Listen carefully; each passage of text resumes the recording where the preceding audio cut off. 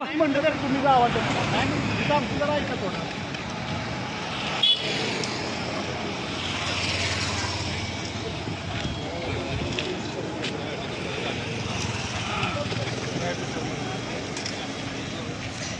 हे जमीन दुकाना पैसे हो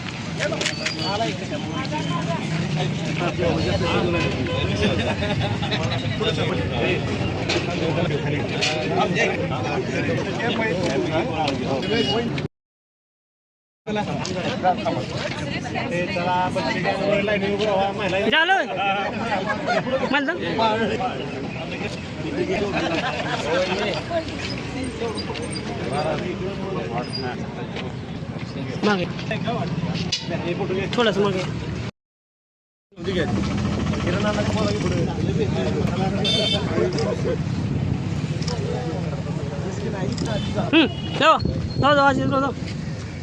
झाले म्हणून जाऊ की तुम्ही चालायचं प्रत्येक जरा मागे सरकार फोटो काढून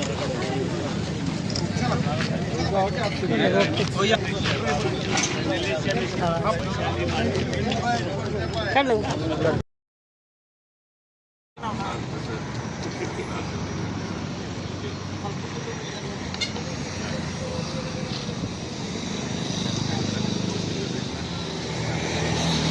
येतो म्हणले तरी आपल्याला माहित आहे जाऊन तो पण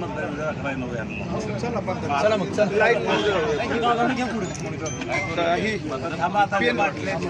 माघारी जाऊ दे